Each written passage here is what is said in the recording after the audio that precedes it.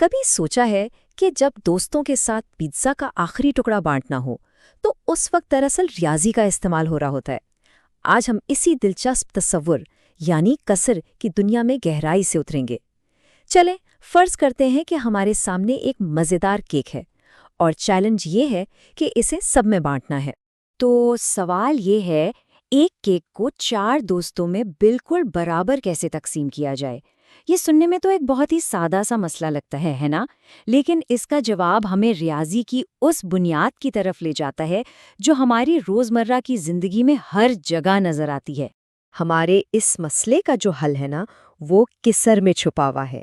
تو آئیے مل کر اس تصور کو سمجھتے ہیں اور دیکھتے ہیں کہ یہ ہماری دنیا کو سمجھنے میں کیسے مدد کرتا ہے۔ اچھا، کسی بھی چیز کو تقسیم کرنے سے پہلے وہ ایک مکمل اکائی ہوتی ہے، بالکل اس کیک کی طرح۔ ریاضی کی زبان میں ہم اسے ایک مکمل یعنی ون ہول کہتے ہیں۔ سمجھیں کہ ہماری کہانی یہاں سے شروع ہوتی ہے۔ اب کیک بانٹنے کا سب سے اہم سنہری اصول، ہر حصہ بالکل برابر ہونا چاہیے۔ اگر حصے چھوٹے بڑے ہوئے تو پھر تقسیم منصفانہ نہیں کہلائے گی۔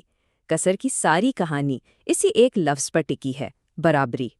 تو کسر کی سب سے آسان تعریف یہی بنتی ہے، یہ کسی بھی پوری چیز کا ایک برابر حصہ ہے۔ بس اتنی سی بات ہے، ہمارے کیک کا ہر برابر ٹکڑا اس پورے کیک کی ایک کسر ہے۔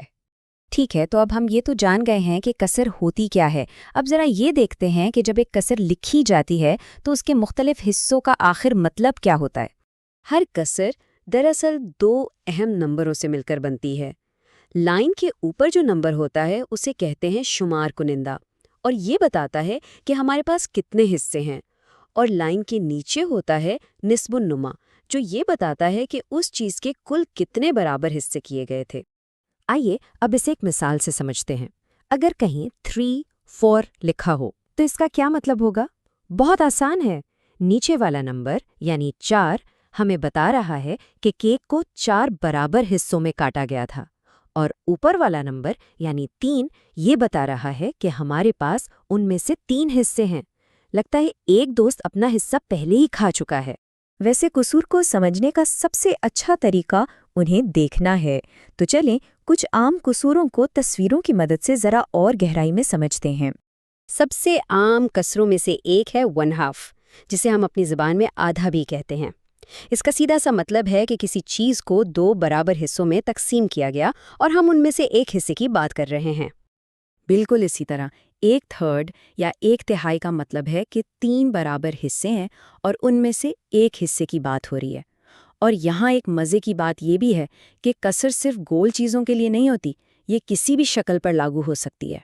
اور آخر میں 1/4 یعنی 1/4 یا 1/4، اس کا مطلب ہے 4 برابر حصوں میں سے ایک۔